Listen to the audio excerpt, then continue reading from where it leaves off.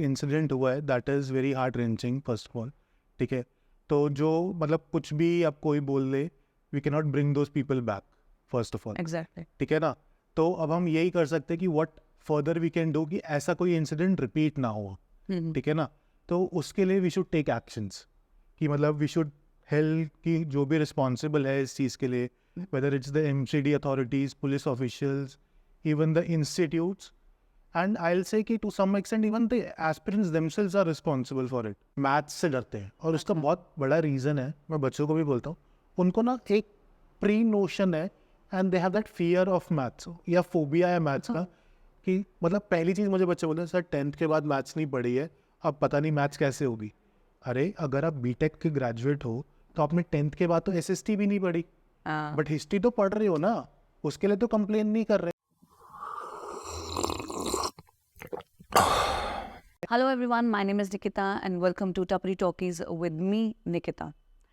तो सीसैट एक ऐसा टॉपिक है, एक ऐसा सब्जेक्ट है जो आप सभी के लिए बहुत कंफ्यूजिंग रहता है। और बेशक ये स्कोरिंग मार्क्स का हो पेपर आपका, लेकिन फिर भी 2023 में बहुत ही टफ आया था। तो आज हमारे शो में जो टीचर आ रहे हैं वो आपको बहुत सारी चीज़ें बताएंगे सीसैट में, जो आपके लिए बहुत फ़ायदेमंद रहेंगी।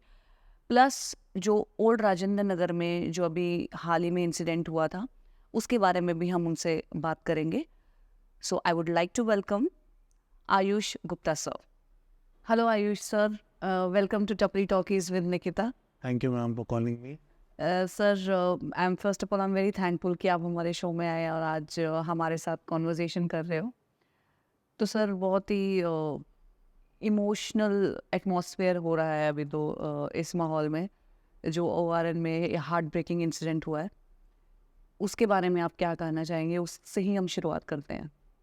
मैम फर्स्ट ऑफ ऑल जो इंसिडेंट हुआ है that is very heart wrenching first of all, ठीक है। तो जो मतलब कुछ भी आप कोई बोल दे, we can not bring those people back first of all, exactly. ठीक है ना। तो अब हम यही कर सकते हैं कि what further we can do कि ऐसा कोई इंसिडेंट रिपीट ना हो, ठीक है ना। तो उसके लिए वी शुड टेक एक्शंस कि मतलब वी शुड हेल्प कि जो भी रिस्पॉन्सिबल है इस चीज़ के लिए, whether it's the MCD authorities, police officials, even the institutes, and I will say कि to some extent even the aspirants themselves are responsible for it. मतलब पहला क्राइटेरिया होना चाहिए कि भाई तुम्हारी सेफ्टी ठीक है या नहीं, तो इट शुड बी बैलेंस्ड। तो वो चीज़ का हमेशा ध्यान रखना चाहिए, मुझे ऐसा लगता है। तो अभी इस सिचुएशन में गिवन द सर्कमस्टांसेस जो भी चल रहा है, अब मुझे लग रहा है कि वो थोड़ा डिविएट कर गए हैं। मतलब उनकी demands, it is not more of कि जो इंसिडेंट हुआ उस पर हाईलाइट करते हुए, इट इज़ कि अब हमें ये डिमांड्स चाहिए। तो दैट इज़ जो मुझे लगता है थोड़ा सा अब गलत हो रहा है। That's my personal opinion. जी। तो सर, आपको क्या लगता है कि कौन रिस्पॉन्सिबल है इस event? Ma'am you can not क्योंकि कुछ दिन पहले एक जो वो इलेक्ट्रिक शॉक जो लगा था, वो भी इंसिडेंट हुआ था। Yes ma'am. तो इसमें is the government responsible for this? MCD responsible है? कौन रिस्पॉन्सिबल है? Definitely they are the ones who has to be responsible for it। मतलब they have to take that ownership कि हाँ हमारी गलती है, ठीक है। बी द एमसीडीज, क्योंकि वाटर क्लॉगिंग अगर हो रहा है तो वो एमसीडी की दिक्कत है। अगर नॉर्मल वायर्स हैं जिससे बच्चे को करंट लगा तो दैट इज़ देयर इशू, उनको देखना है ये चीज़। But apart from that I will say even the police officials, क्योंकि उनको सब मतलब व्हाट आई फील इज कि पुलिस के लिए जो बोलते हैं ना कि उनको सब पता होता है बट दे कीप साइलेंट, तो वो गलत है actually. They should be vigilant and कि ऐसा ना हो। That is what I feel basically. Okay. तो सर, क्या क्या प्रिकॉशन लेने चाहिए हमें in future in every way? Ma'am just in every way. First precaution तो जो अभी इंसिडेंट के बाद जो चीज़ हाईलाइट हुई है कि this should not be anything कि बेसमेंट में बच्चे पढ़ रहे हैं ऐसी सिचुएशंस में कि एक सिंगल एंट्री एग्जिट है जो अभी हुआ और वो भी बायोमेट्रिक से लॉक हो जाता है, तो that should not be there. मतलब basement should not be there for students to go. मतलब वो आप उसको किसी और तरह से यूज़ करो एज योर वेयर हाउस और anything, but it should not B कि जहाँ पे बच्चा जाके पढ़े। That should be the first thing. और ये आई जस्ट होप कि ये सिर्फ अभी हीट एट द मोमेंट पे ना हो रहा हो और बाकी जाके फिर रिलैक्सेशंस आ जाए। इस पे हमेशा ध्यान देना चाहिए कि ये चीज़ पे कभी आगे चीज़ें ना दोबारा स्टार्ट हो। तो सर आपकी CSAT journey, CSAT कहूँ या यूपीएससी कहूँ, यूपीएससी जर्नी से स्टार्ट करते हैं, क्योंकि आपने यूपीएससी की तैयारी कब से शुरू करी और फिर टीचिंग में आप कैसे आए, and why only CSAT? तो सारे सवाल के जवाब इन वन गो। बिल्कुल मैम। तो ma'am I am graduate in economics from Delhi university. ठीक है, तो जब मैं ग्रेजुएशन कर रहा था मेरा बहुत फिक्स था कि मुझे अपना साथ में एक्चुरियल साइंस के पेपर क्लियर करने हैं and I have to go into private. ठीक है, then one incident happen, I met with my mother's best friend's son. Okay he is 2011 batch IPS, Akhilesh भैया। ओके। ठीक है, तो मैं उनसे मिला एंड दैट चेंज्ड कि नहीं मुझे भी अब UPSC तो करना है। ठीक है, वो यूनिफॉर्म देख के मतलब आई फेल्ट कि अब एक बार खुद तो ट्राई देंगे। तो फिर 2016 में when I graduated I did not join the company. I thought कि चलो अब इसकी प्रिपरेशन करते हैं। I started with the preparation, I gave 2 attempts. I could not clear prelim in 2017 और 18। ठीक है, कुछ ना कुछ मतलब मुझे लगता है कि नहीं था शायद, इसलिए कभी प्री नहीं हुआ। बट CSAT में स्कोर हमेशा बहुत अच्छा आता था। अच्छा। मतलब 170, 175, 180 ऐसा स्कोर CSAT में आया है। आई गिवन 4 अटेम्प्ट्स और हमेशा स्कोर 160 प्लस CSAT में रहा है। ठीक है, तो अब पढ़ाना कैसे स्टार्ट हुआ? I was working with level up IAS as content developer for Santosh sir. अच्छा। ठीक है, तो मैं उनके साथ काम कर रहा था। तो संतोष सर और करण सर ये दो मुझे देख रहे थे कि मैं बैंकिंग का इंटरव्यू देने जा रहा हूँ, क्योंकि वो निकल गया और पढ़ भी नहीं रहा हूँ। अपने अभी प्रीलिम्स मेंस हो गया, RBI के लिए देने जा रहा हूँ, IBACI को इंटरव्यू दे रहा हूँ। तो संतोष सर ने एक दिन बातों में बोला कि यार तू इतना अच्छा पढ़ा करता है, तेरा क्वांट सही है, तो तू यहाँ पे बच्चे आते हैं उनके डाउट हैंडल कर, हमारे पास फैकल्टी नहीं है। मैंने तो ठीक है सर ट्राई कर लेते हैं। तो फिर वो बच्चे आने लगे तो मैं उनके डाउट्स लेने लगा। उन्होंने कहा कि सर प्रैक्टिस के लिए कुछ करना है, तो लेवल अप IAS ने मेरे लिए एक टेलीग्राम ग्रुप बनाया जहाँ पर मैं डेली 5 क्वेश्चंस डालता था और शाम को उनका वीडियो सोल्यूशन डालता था। तो उस पर बहुत रिस्पॉन्स आने लगा अच्छा, और उस रिस्पॉन्स से आप कह लो कि मुझे मोहित जिंदल ने कांटेक्ट किया फ्रॉम स्टडी IQ कि आप यहाँ पर आके CSAT पढ़ाओ। तो देन आई वेंट इन, मतलब मैंने कभी लेवल अप IAS पे फुल फाउंडेशन नहीं पढ़ाया था। इट वाज हमेशा साइड लाइन में बच्चों के डाउट्स लेना या हेल्प करना, CSAT के लिए कोर्स नहीं कराया था। But when I went into study IQ तब मुझे पता चला कि अच्छा अब CSAT पढ़ाते हैं और इसमें सही चल रहा है, कि मतलब बच्चों को जेन्युइनली, मतलब मुझे कभी पता नहीं था कि जब तक मैं प्रिपेयर करता कि ये एक बॉटल नेक है बच्चों के लिए CSAT, क्योंकि मेरे लिए कभी नहीं था। तो वो चीज़ रियलाइज हुई। फिर I started teaching, then I joined HRT। वहाँ पर तो मुझे I taught at least 5000 students in 2 years there. तो देन आई रियलाइज कि ये बहुत बड़ा इशू है और शायद मैं अच्छा पढ़ाता हूँ तभी काफ़ी बच्चे एनरोल भी कर रहे हैं, they are getting results also. मतलब इसके लिए मैं स्पेशली बोल सकता हूँ कि इस बारी की जो ऑल इंडिया रैंक 149 है कृति त्रिपाठी, उसका 2 साल से CSAT की वजह से प्री नहीं हुआ था। 3rd अटेम्प्ट में she joined my batch, she cleared CSAT, cleared mains, got 149। ठीक है, तो ये ऐसे बहुत एग्जाम्पल्स है। तो देन आई स्टार्टेड इनटू कि हाँ अब CSAT पढ़ाते हैं, ये एक बहुत बड़ा इशू है। हाँ। जस्ट बिकॉज मैं बोलूँगा बहुत लोगों के लिए आसान, बहुत लोगों के लिए बहुत मुश्किल है ये। बहुत मुश्किल है मैम।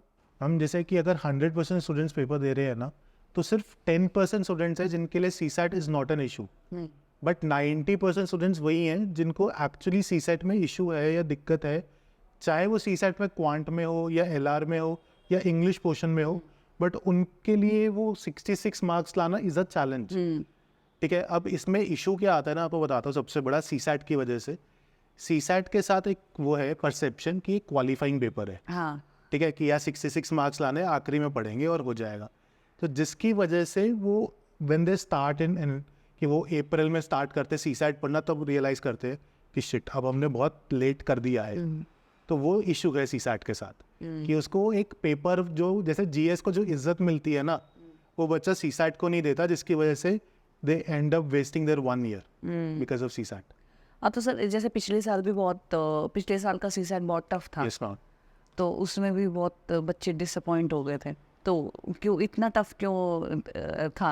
मैम देखो, अब इतना टफ क्यों था एग्जैक्टली तो हम नहीं बता सकते कि UPSC ने क्यों बनाया, बट जो मुझे लगता है कि वो बहुत एविडेंट था, क्योंकि 2021 से 2022 का पेपर वॉज डिफिकल्ट।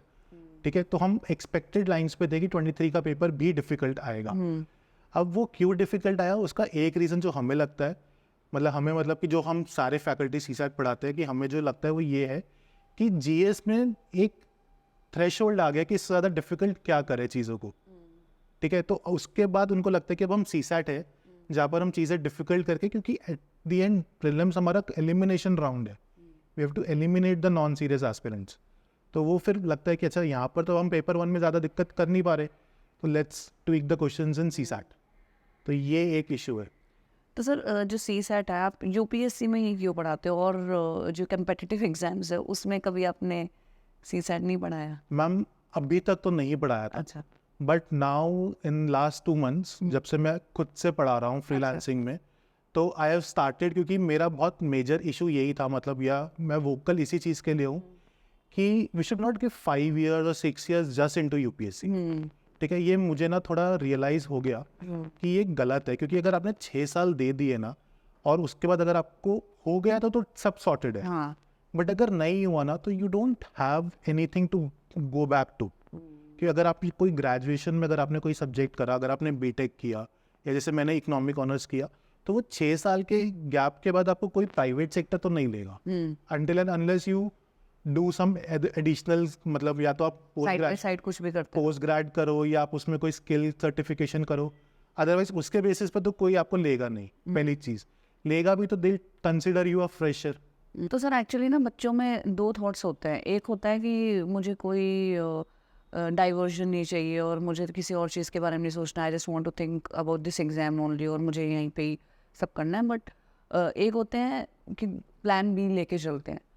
और तो आप इसमें क्या कहोगे कि क्या क्या चीज़ है कि अगर आप एग्ज़ाम दे रहे हो तो पूरे इसमें ही झोंक लो अपने आप को, या फिर प्लान बी रखो? How important it? मैं ये सजेस्ट करता हूँ कि 1 साल या 2 अटेम्प्ट्स आप प्रॉपर 100% डेडिकेशन के साथ यूपीएससी को दो, ठीक है। तब आप, क्योंकि सही बात है सबका सिलेबस अलग है, प्रिपरेशन अलग है, तो उसमें आप कोई छेड़खानी मत करो।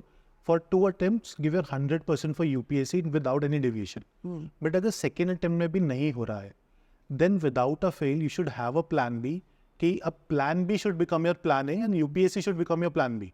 ये होना चाहिए कि अगर आपको पोस्ट ग्रेड करने जाना है तो go for your post graduation, या अगर आपको कोई और जॉब करना है, बी इट इन प्राइवेट और government, do that, take that, come back to UPSC again. मतलब ऐसा मुझे लगता है कि this is a better approach, क्योंकि 6 साल के बाद ना मैं क्योंकि आज की डेट में I am speaking with lot of aspirants जिनके 5 अटेम्प्ट्स हो गए हैं, 6 अटेम्प्ट्स हो गए हैं, कि सर यूपीएससी तो नहीं हुआ, अब स्टेट पीसीएस का ऑप्शन बच रहा है, वो दे सकते हैं, या फिर अब हमें पता ही नहीं है हम क्या करें, क्योंकि जो ग्रेजुएशन में किया था अब तो वो याद भी नहीं है, उसके बेसिस पे कोई जॉब भी नहीं देगा। तो वो जो डीमोटिवेशन होता है, या कि जो बच्चे को करियर प्लान ही नहीं क्लियर होता कि अब हम करें क्या, तो वो बहुत डिसहार्टनिंग होता है। तो इससे बेटर है कि सेकेंड अटेम्प्ट के बाद go for your plan B. अब वो प्लान बी कुछ भी हो, मतलब be it your post grad, be it going for any other government exam, कुछ भी। तो सर आप ऐसे भी तो कर सकते हैं, जब हम जब कोई भी बच्चा इस जर्नी में उतर रहा है तो वो अपना प्लान एक बना के उतरे। मतलब क्योंकि कई बच्चे बहुत ही ब्लाइंडली इस प्रोसेस में आ जाते हैं और उनको खुद ही नहीं पता कि कितने अटेम्प्ट देने हैं, क्या करना है, किससे बात करनी है, कौन सा मुझे जैसे मैंने कई बच्चों का सुना है कि मैंने प्रीलिम्स ऐसे ही दे दिया इस बार फील लेने के लिए। करेक्ट।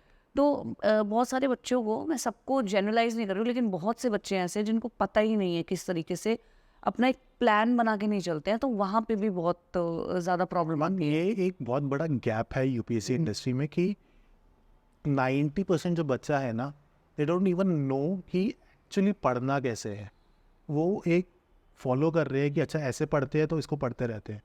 मतलब I tell you one very small thing, there was one student of mine, उसने मुझे मैसेज किया टेलीग्राम पे कि सर मुझे ना समझ नहीं आ रहा कि मैं प्रिपरेशन कैसे करूँ। तो मैंने उससे बात करी, तो मैंने कहा क्या क्या पढ़ा है, तो उसने पहली चीज़ बोली कि सर मैंने सारी कैपिटल्स याद कर ली है कंट्रीज़ की। मैंने कहा ये तो यूपीएससी में है ही। तो फिर मुझे रियलाइज़ हुआ कि उसको पता ही नहीं है कि उसकी orientation with respect to UPSC होनी कैसी चाहिए। ठीक है, कि वो बस आ गए। अब जैसे इसमें ना मुझे लगता है हमारी सोसाइटी का भी एक रोल है।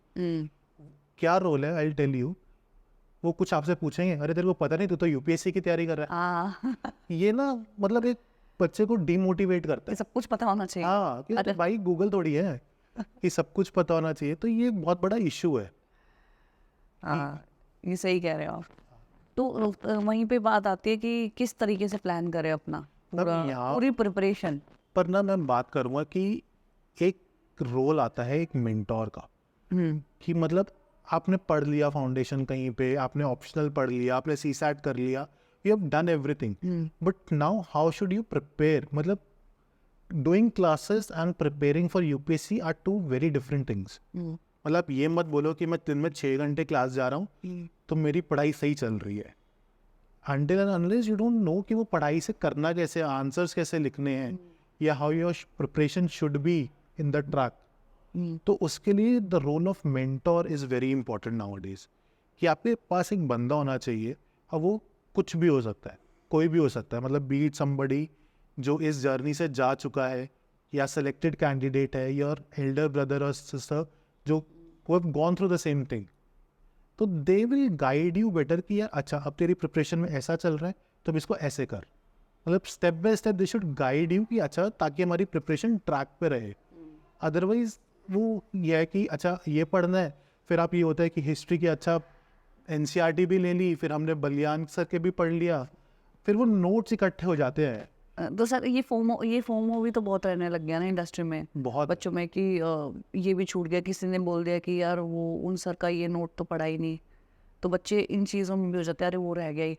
तो मतलब रिसोर्सेज इतने ज़्यादा अवेलेबल है, मैं अपने हर पॉडकास्ट में बोलती हूँ कि इतने सारे अवेलेबल है, बच्चों को पता ही नहीं है कि क्या करना है, एग्जैक्टली क्या किस चीज़ पे ट्रस्ट करना है। ट्रस्ट वाली चीज़, जैसे आप कह रहे हो ना एक मेंटोर होना चाहिए, मुझे लगता है कि किस पे विश्वास करें। जैसे अगर हम बात करें संदीप भैया जैसे भी बहुत भैया बैठे हैं, बिल्कुल। फिर टीचर्स भी बहुत सारे, और अभी मैंने एक टीचर से बात करी थी तो उनसे यही बात हुई थी कि टीचर्स तो हैं और हर किसी की एक्सपर्टीज अलग है। करेक्ट। ब्लाइंडली किसी एक टीचर पे ट्रस्ट मत करो, या ये मत करो कि इन्होंने अगर एक चीज़ अच्छी बताई है तो हर चीज़ ही अच्छी बताएंगे। Exactly. एक किसी की एक्सपर्टीज है, किसी की भी है, तो ये आपको खुद देखना पड़ेगा कि किन की कौन सी चीज़ों से क्या आपको सीखना है। बिल्कुल। तो ये भी बहुत बड़ी चीज़ है, तो you have to be very calculative in everything. और मैम ये जो चीज़ आप बोल रहे हो ना, ये आती ही तब है जब आपने एक अटेम्प्ट दे दिया। मतलब सीरियसली आपने करोल बाग में, अगर आप you are not a Delhiite and you come to war and you take up a room, तो वो डे 1 पे आपको नहीं पता होता कि अच्छा पॉलिटी इन सर से पढ़ेंगे तो अच्छा रहेगा, ज्योग्राफी यहाँ से पढ़ लो, तो वो नहीं पता। वो जब आप इस सर्कल में आ जाते हो, एक अटेम्प्ट चला गया, then you realise this thing. तो ये तो बहुत बड़ा गैप है ही। एंड इसके लिए ना मुझे ऐसा लगता है कि इट शुड बी समवॉट कि जो हर साल बच्चे सेलेक्ट हो रहे हैं ना, मतलब they should take this as their duty कि for that 1 year they should do something कि टू गाइड द स्टूडेंट्स, कि यार अगर ऐसे प्रिपरेशन, और काफ़ी कर भी रहे हैं। जैसे आई am very much connected with Asad Zuberi IFS, he is my very good friend. हाँ, तो वो करता है ये चीज़, मतलब वो अपने टेलीग्राम पे और he regularly connect with the aspirants कि अच्छा तुम्हें ये इश्यूज आ रहे हैं, तो दीज आर द एरियाज, तुम इस पे ऐसे काम करो तो दिस विल रिजॉल्व। तो वो मुझे लगता है कि it should be done with majority of the rank holders, कि यार तुम्हें करना चाहिए एज योर ड्यूटी, कि ताकि फेलो एस्पिरेंट्स को ये इशू ना आए। एग्जैक्टली। तो सर कौन कौन से आप प्लान्स सजेस्ट करेंगे, बैकअप प्लान, कि और कि ये इन चीज़ों के लिए वो ऑप्ट कर सकते हैं? मैम देखो, बैक प्लान्स तो बहुत सारे हैं। अगर आपको MBA करने के लिए जाना है तो कैट दीजिए, ठीक है। जैसे आज की डेट में काफ़ी बच्चे अगर UPSC की उसमें आ चुके हैं, 2 साल 3 साल दे चुके हैं, तो उनको MBA से बेटर उनको लगता है कि हमें पब्लिक पॉलिसी में कुछ करें, ठीक है। तो मुझे लगता है कि Tata institute of social science Mumbai के पास कोर्स है MA in public policy. It's one of the best courses in India for public policy. मतलब आई पर्सनली नो, मतलब मैं उनको भैया ही बोलता हूँ, अविनाश भैया, वो उन्होंने किया है, is working with World Bank right now, और उन्होंने Tata institute of social science से, and he gave 6 attempts in UPSC, 6 mains, no interviews. He was at that stage in his life कि कुछ समझ नहीं आ रहा था कि क्या करे, and then he was a gold medalist in test Mumbai and now working with World Bank. तो वो ऐसा नहीं है कि मतलब बच्चों को ना ये लगता है कि UPSC नहीं हुआ तो इट्स द एंड, ये नहीं है यार। एक तो सबसे पहले ना ये चीज़ समझो, इट वॉज अ जर्नी जो तुमने जी इर्रिस्पेक्टिव ऑफ द रिजल्ट, कि हुआ नहीं हुआ, but you enjoyed it, you learned a lot, use that and do something else in your life. तो वो बहुत ज़रूरी है। अदरवाइज अगर आपको सोचना है कि नहीं मुझे गवर्नमेंट जॉब ही चाहिए, बच्चों को पता ही नहीं है कि RBI grade B is a very reputable job. मतलब it is one of the most sorted jobs in India, I will say better than IAS IPS IRS, क्योंकि मतलब मुझे बोलना नहीं चाहिए, मंडे टू फ्राइडे की जॉब है, ठीक है। It has a very good pay, lucrative pay, better than your IAS, ठीक है। Getting posted in the metropolitan cities, Mumbai, Delhi, Chennai, कोई रूरल पोस्टिंग नहीं है, तो you should go into that. या सिमिलरली फॉर सेबी या नाबार्ड या इवन, अब जैसे I had this issue with me कि my father used to tell me कि CGL का फॉर्म भर ले, बैंक PO का भर ले, तो मैं बहुत अच्छे से उसकी मेहनत नहीं करता था। और मैं तो हमेशा यही हुआ कि मैंने बैंक PO का इंटरव्यू दिया, 1.3 से रह गया, क्योंकि वो बहुत मेहनत से या दिल से नहीं किया कि करना है। हाँ, पापा मैं IAS के लिए सोच रहा हूँ, मेरे को बैंक, अरे वो थॉट प्रोसेस गलत है एक्चुअली। मतलब माय फादर यूज्ड टू से तू बैंक PO ले ले, उसके बाद तू बैंक इसकी तैयारी करेगा तो तेरे को कॉन्फिडेंस भी ज़्यादा रहेगा कि तू ऑलरेडी गवर्नमेंट जॉब में है। एग्जैक्ट। तो वो चीज़ बच्चों को होनी चाहिए कि कर ले लो, उसके बाद इट्स योर जॉब, मतलब योर चॉइस के, you want to do it और नॉट। तो ये plan B is a very good thing. जी सर। तो सर जो अब ये बच्चे जो नए आते हैं, बिल्कुल फ्रेश और ऐसे जगह से आते हैं जहाँ पे इतनी डेवलपमेंट नहीं है, तो उनको बहुत ज़्यादा चैलेंजेस आते हैं, यू नो, कि हम स्क्रैच से शुरू कैसे करें। तो उनको क्या कहना चाहोगे आप? मैम इसके लिए तो there are multiple sources available. Sir वही वही प्रॉब्लम है कि मल्टीपल सोर्सेज। मतलब ये आज के डेट में बूंद से ज़्यादा बेन है कि इट्स एन इशू कि यार पढ़े क्या। अगर हमें आर्ट एंड कल्चर करना है, should we go for Nitin Singhania, should we go for Baliyan sir, और कितना पढ़े, कैसे पढ़े, should we go for Tamil Nadu textbook, नहीं कन्फ्यूजन है वो। तो एक तो सबसे पहली चीज़ है कि you should focus on your NCERTs, that is your Bible for your history, geography, polity, economics.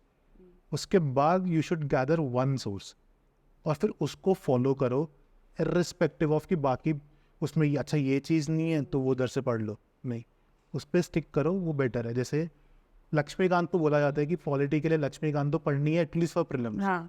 ठीक है। तो तुम लक्ष्मीकांत को ही बार बार पढ़ो ना। ऐसा क्यों कर रहे हो कि अच्छा अब मैं बेरैक भी पढ़ लेता हूँ उसके साथ साथ, फिर मैं दूसरी बुक भी पढ़ लेता हूँ, नोट्स भी पढ़ लेते हैं किसी इंस्टीट्यूट के पॉलिटी, नहीं। मतलब एक चीज़ ना मुझे बोली गई थी, संतोष सर ने बोली थी कि अपने रिसोर्सेज को फिक्स करो और उन पे डेट डालते रहो कि तुम उसको कितनी बारी पढ़ते जा रहे हो। जब वो पहला पेज भर जाए ना कि अच्छा इसको तुमने 15 बारी 20 बारी पढ़ लिया है, तब जाके समझना कि तुम्हारी कुछ हुआ है। Otherwise every time you will read Laxmikanth, you will find something new कि अच्छा ये भी था, and you are reading it for the 16th time. मतलब तुम्हारे को अभी पढ़ने की ज़रूरत है ना, तो उसको बार बार पढ़ो। और इसके लिए मुझे लगता है कि आज की डेट में one thing which I am very much, which I can be very vocal of, कि there is no need to come for offline.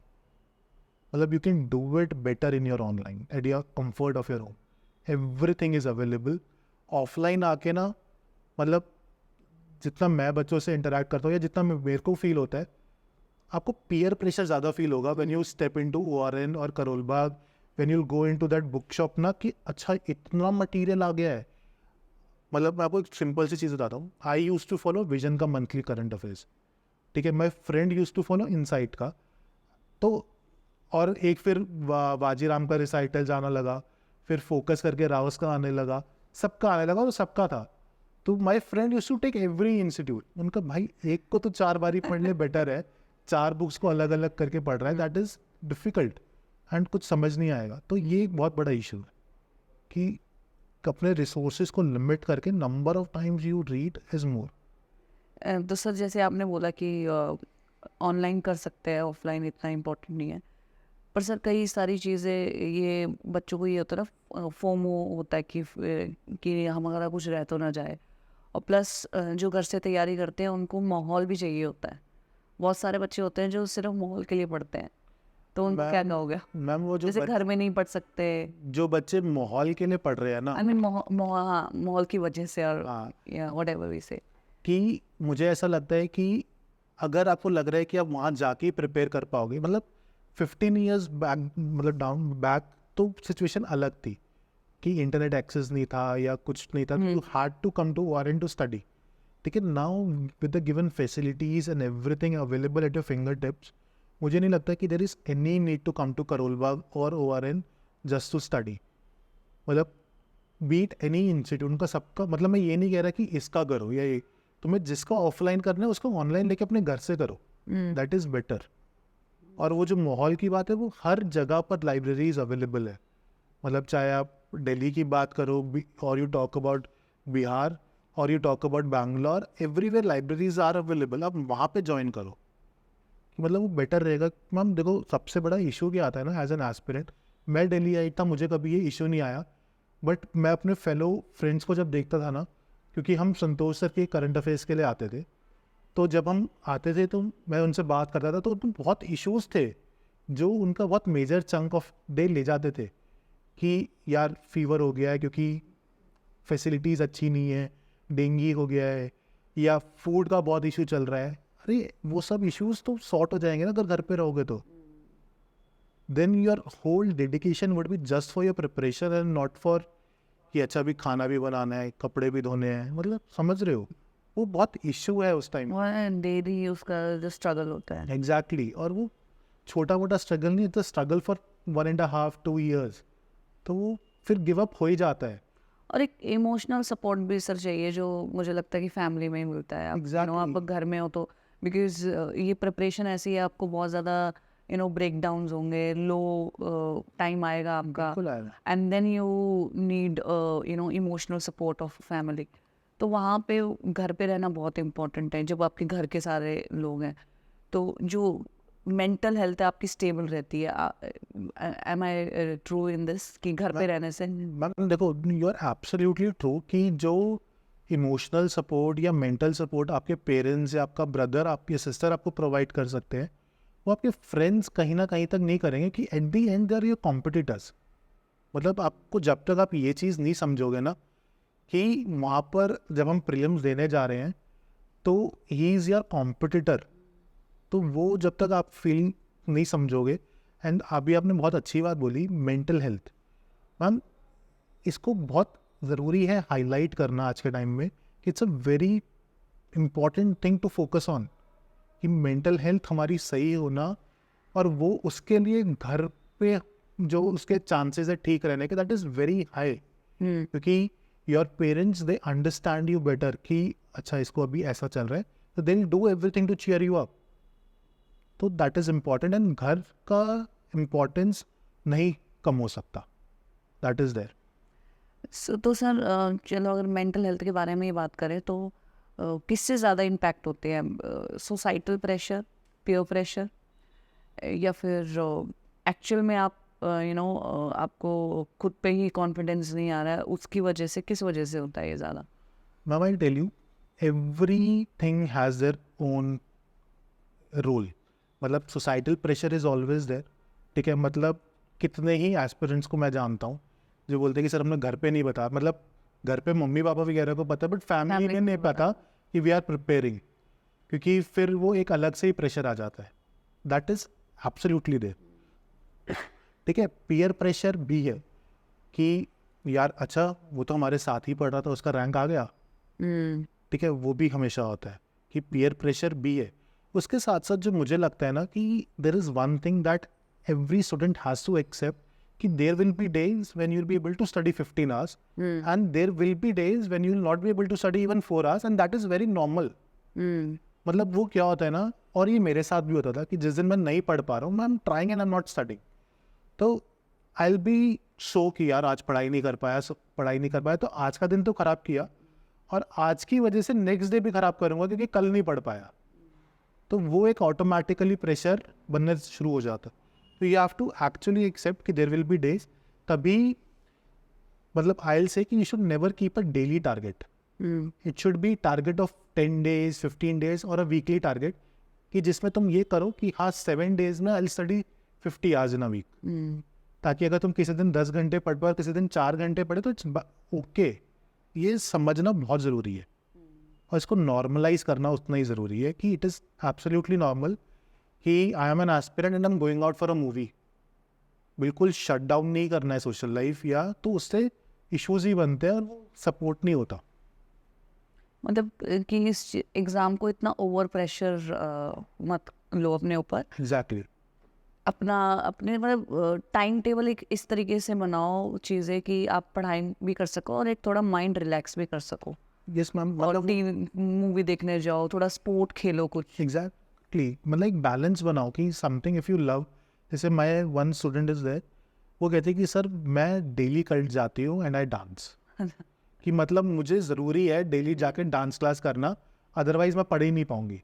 तो that is a very good thing कि वो अपना 1 घंटा जा रही है, अपना उसका फिक्स है। एंड देन वो कहती है कि सर मेरा आउटपुट भी अच्छा आता है, और जिस दिन मैं नहीं जाती उस दिन आप पढ़ भी नहीं पाती। तो कुछ करो, मतलब बीट एनीथिंग जिसमें तुम्हें मज़ा आए, डू दैट। तो सर और क्या डाइवर्जन्स है बच्चों की प्रिपरेशन में? बच्चे कहाँ पे ज़्यादा डाइवर्ट हो जाते हैं? मैम डाइवर्जन्स तो बहुत है, मतलब जो मुझे लगता है कि इफ़ यू आर समबडी जो ORN में प्रिपेयर कर रहा है, तो there are an number of divergence.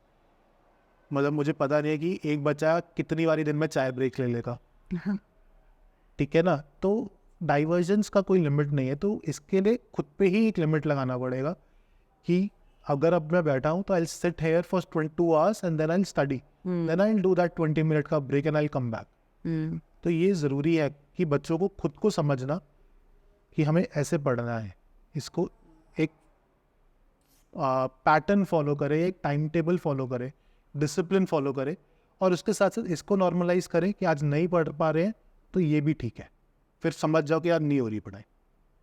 तो ये ज़रूरी है समझना। तो सर जैसे बात करें अब ORN या मुखर्जी नगर की, तो ये जगह ज़्यादा हाइप क्यों है? क्योंकि प्रयागराज में भी UPSC के इंस्टीट्यूट, पटना में भी है, तो ये ज़्यादा इतनी हाइप क्यों रहती है? मैम वो प्रयागराज, जयपुर बाद में इस्टेब्लिश हो। ORN और मुखर्जी नगर वो समथिंग जो वे बैक, जैसे अगर आप बोलो लक्ष्मी नगर CA के लिए फेमस है आज की डेट में, बट ऐसा नहीं है ना कि सिर्फ लक्ष्मी नगर में ही CA की कोचिंग्स हो रही है। कोचिंग तो हर जगह है, but Laxmi Nagar is considered to be the epicentre for CA coaching in India. तो similarly goes for ORN and Mukherjee Nagar. अब बस ये बाइफर्केशन आ गया है कि ORN is considered for that English medium and Mukherjee Nagar Hindi medium. ये बाइफर्केशन आया है, अदरवाइज ये तो रहेगा। बट इसके साथ साथ एक चीज़ और है जो मैं बोलना चाहूँगा कि the number of student who used to come, they have actually decrease now. अच्छा, सर मुझे लग रहा था बढ़ गए। मैम अगर आप पॉपुलेशन वाइज देखोगे तो वो बढ़ गए, बट परसेंटेज वाइज देखोगे तो वो कम ही गए। मतलब एब्सोल्यूट नंबर अटेम्प्ट कह रहे हो आप? नहीं, एब्सोल्यूट नंबर में बच्चे बढ़ रहे हैं, बट वो जिस परसेंटेज से बढ़ रहे हैं वो कम हो गया।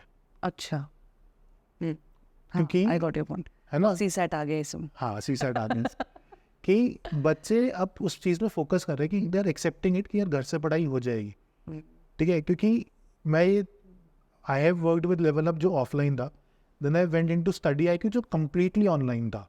Study IQ became offline last year. When I was with study IQ they were completely online and they had huge number of students कि दे वर एक्सेप्टिंग इट कि ऑनलाइन पढ़ाई हो सकती है। Similarly HRT was completely online till April. तो online पढ़ाई हो सकती है, ये प्रूव हो चुका है। अगर अब वो ऑफलाइन आ रहे हैं कि ऑफलाइन कोचिंग करनी है तो उसके रीजंस अलग है।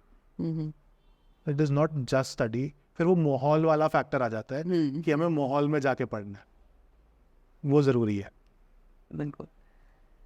तो सर जो UPSC एस्पिरेंट्स हैं, क्या गलती करते हैं वो पूरी अपनी तैयारी में? मतलब अगर जैसे आप अपना देखो कि जब आप शुरू में तैयारी करने लगे थे, और अगर आप वो आज हो और जैसे आप प्रिपेयर कर रहे हो, तो ऐसी कौन सी चीज़ है जो आप अपने उस टाइम के आयुष सर को बोलो कि ये गलती मत करना? मैम देखो, मैं अपने टाइम में जो biggest mistake I did, I became a book collector. अच्छा, ठीक है, कि मेरे पास हिस्ट्री के लिए मेरे पास कितनी बुक्स थी मुझे भी नहीं पता, कि मेरे पास स्पेक्ट्रम भी थी, मेरे पास बिपिन चंद्रा की बुक भी थी। तो ये मेरा बहुत बड़ा इशू था कि आई did not have somebody who can guide me कि उस टाइम पे कि तू एक ही बुक से बार बार पढ़। मतलब have your resources limited. Geography के लिए मैंने कितनी बुक्स खरीद ली मुझे भी नहीं पता।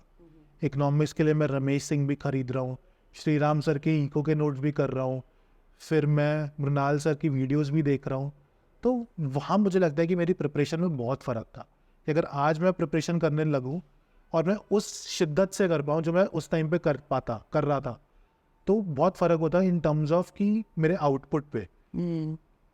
तो वो चीज़ तो है कि यू शुड बी, जब एक बच्चे को 4 साल के बाद पता चलती है, वो एक मेंटोर एक स्टूडेंट को पहले ही बता देता है कि are making these mistakes which should be avoided. तो यहाँ पर जो मैंने पहले भी बोला कि the role of mentor is very important and that person can be anyone. जी sir.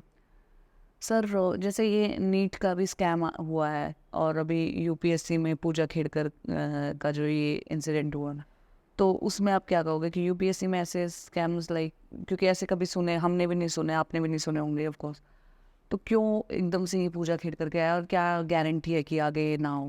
Ma'am, given the situation with neat and everything, guarantee तो कोई नहीं है कि आगे नहीं होगा। लेकिन तो यूपीएससी एक ऐसा एग्जाम है जिसको एक क्लीनेस्ट एग्जाम माना जाता है। करेक्ट मैम, कि यूपीएससी को बोला जाता है कि यहाँ पर कोई हाँ।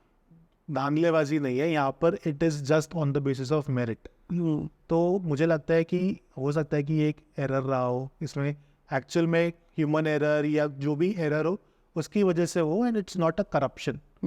ठीक है, तो मुझे नहीं लगता कि इसमें अभी एट दिस मोमेंट हम यूपीएससी को कुछ बोल सकते हैं, given their clean track record of years. NEET के लिए NTA has done this multiple times, but UPSC के लिए अभी हम नहीं बोल सकते क्योंकि इट्स जस्ट वन केस, तो वो कहीं पर भी हो सकता है error. That is I will say कि इट्स अ एरर। तो सर आपकी जो पूरी जर्नी रही है, आप बताइए कि आपको कैसे, मतलब क्या लगता है आपको, बच्चों में दिख जा, सी सैट को लेकर दिख जाता है कि दिस पर्सन इज एक्सेप्शनल और ये तो सी सैट में को तोड़ देगा? मैम, ऐसे बच्चे बहुत कम होते हैं। अच्छा। क्योंकि जो बच्चे ऐसे होते हैं वो सी सैट कभी आते ही नहीं है। अच्छा। हाँ, उनको फिर पता है कि सी सैट हमारा हो जाएगा, तो वो कभी सी सैट की क्लास में नहीं आएंगे, and which is fairly correct. कि अगर मुझे पता है कि I am very much confident with my C SAT और मैं 120 130 प्लस स्कोर करूँ, तो मैं सी सैट की क्लास नहीं करूँगा, और वो करनी भी नहीं चाहिए। फिर आपको फोकस करना चाहिए जीएस, है ना। तो सी सैट क्योंकि एट द एंड क्वालिफाइंग तो है, तो हमें इतना 200 में से 200 नंबर ला के कोई फ़ायदा नहीं है। 100 प्लस आ रहा है तो ठीक है, फिर जीएस पे फोकस करो। तो बट दूसरे स्टूडेंट्स बहुत ज़्यादा होते हैं कि मतलब सर 30 से ज़्यादा स्कोर आ ही नहीं रहा है सी सैट में, कैसे बात बनेगी। 35 से ऊपर सर क्रॉस ही नहीं कर रहा है, सर आरसी का एक क्वेश्चन ठीक ही नहीं होता है, आरसी में पता नहीं क्या गलती चल रही है। ये वाले स्टूडेंट्स बहुत ज़्यादा है। तो ऐसे कौन से टॉपिक में ज़्यादा अटकते हैं आरसी में? मैम, सबसे ज़्यादा जो मुझे लगता है ना, मैं बोलता हूँ कि मैथ्स से डरते हैं, और उसका बहुत बड़ा रीज़न है, मैं बच्चों को भी बोलता हूँ, उनको ना एक प्री नोशन है and they have that fear of maths या फोबिया है मैथ्स का। कि मतलब पहली चीज़ मुझे बच्चे बोलते हैं, सर 10th के बाद मैथ्स नहीं पढ़ी है, अब पता नहीं मैथ्स कैसे होगी। अरे अगर आप बीटेक के ग्रेजुएट हो तो आपने 10th के बाद तो एसएसटी भी नहीं पढ़ी, बट हिस्ट्री तो पढ़ रहे हो ना, उसके लिए तो कंप्लेन नहीं कर रहे। बिल्कुल। बट मैथ्स के लिए Fear है। हाँ, मैथ्स के लिए वो फोबिया बना रखा है कि सर मैथ्स नहीं करी मैंने। ये है भी सर, मैथ्स का ना बहुत, जैसे विराट कोहली भी बोलते हैं कि मेरे को मैथ्स में बहुत डर लगता हाँ। था, और मैथ्स मुझे पता है मैंने मैथ्स कैसे करी है। तो वो है, ये क्यों है? और ज़्यादातर लड़कों में ही है सर। मैम, दोबारा बोलूँगा कि ऐसा तो बिल्कुल नहीं है कि सिर्फ लड़कों में। मतलब ज़्यादातर मैंने देखा लड़के ज़्यादा डरते हुए देखते हैं दिखे as compare to girls. Ma'am, maths का ना एक्चुअली क्या है, एक बचपन से ना माइंडसेट हमारा ऐसा है कि मैथ्स बहुत डिफिकल्ट है यार, मैथ्स हो नहीं रही है।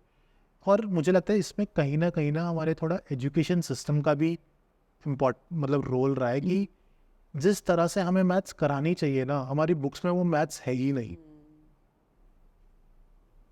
कि आपको, जब मैं पढ़ाता हूँ बच्चों को, मैथ्स पढ़ाता हूँ, तो एक ग्रेजुएट बच्चे को जब एलसीएम का मतलब नहीं पता, कि मल्टीपल का मतलब नहीं पता, तो फिर कैसे एक्सपेक्ट कर सकते हो कि वो मैथ्स में ठीक होगा। और मल्टीपल का मतलब नहीं पता, ये हम 4th क्लास में सीखते हैं कि मल्टीपल फैक्टर क्या होता है। तो ये बहुत इशू है हमारे एजुकेशन सिस्टम में कि उनको ये चीज़ें ही नहीं पता, बेसिक से नहीं पता। मतलब मैं प्रूव कर सकता हूँ मैं ये चीज़, और मैंने करी भी अपनी क्लास में। मैं उनको एक बोर्ड मास का क्वेश्चन देता हूँ, अगर आपको याद हो ब्रैकेट पहले सॉल्व होगा, फिर ऑफ, फिर डिवीजन, फिर मल्टीप्लिकेशन, फिर एडिशन एंड फिर सब्ट्रैक्शन। तो ये वाला अगर मैं क्वेश्चन दे दूंगा ना बच्चों को, मेरे को 6 डिफरेंट आंसर्स मिल जाएंगे। क्योंकि और ये तो ऐसा नहीं है कि इसमें बहुत रॉकेट साइंस लग रहा है या डिफिकल्ट है, सर क्वेश्चन समझ नहीं आया, ये तो सिंपल बोर्ड मास का रूल लग रहा है, वो भी नहीं लग रहा। तो ये हमारे एजुकेशन सिस्टम का इशू है कि बच्चों को, और जिसकी वजह से वो मैथ्स का फियर में कन्वर्ट हो गए कि सर अच्छा सीसैट, वो पहले ही कांपने लग जाएंगे सर मैथ्स होता नहीं है।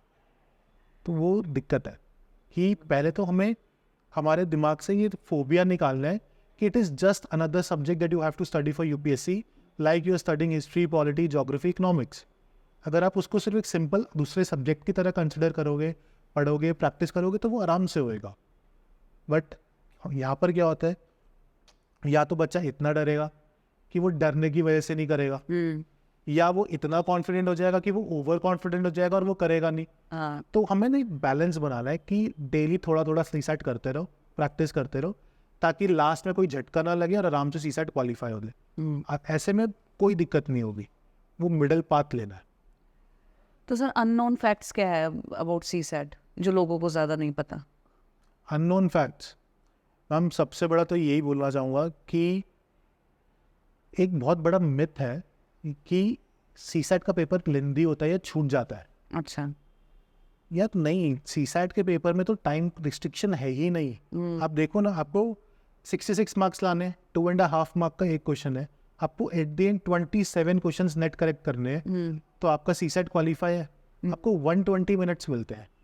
अगर आपको 30 क्वेश्चंस भी करने हैं तो यू हैव 4 मिनट पर क्वेश्चन। बच्चे को लगता है कि 4 मिनट में तो, अरे 4 मिनट बहुत होता है। एसएससी में जब आप पेपर देने जाओ, वो 15 मिनट मिलते हैं 25 क्वेश्चन के लिए। बैंक में आपको 20 मिनट मिलते हैं 35 क्वेश्चंस के लिए, और वहाँ पर आराम से होते हैं। तो यहाँ पे तो उनके रिस्पेक्ट में तो टाइम रिस्ट्रिक्शन है ही नहीं। तो ये बहुत बड़ा इशू है। उनको लगता है कि सीसैट का पेपर में टाइम रिस्ट्रिक्शन है या लेंदी है। मैं क्या करता हूँ, जब मैं प्रैक्टिस कराता हूँ ना अपनी क्लासेस में, तो मैं उनको क्वेश्चन में 3 मिनट का टाइमर देता हूँ। अच्छा। कि 3 मिनट में क्वेश्चन सॉल्व कर लो तो सही चल रहे हो। तो उनको लगता है सर 3 मिनट में हो जाए। उनका भाई तुम कैलकुलेट करो ना, 3 मिनट के हिसाब से तुम 40 क्वेश्चन करोगे।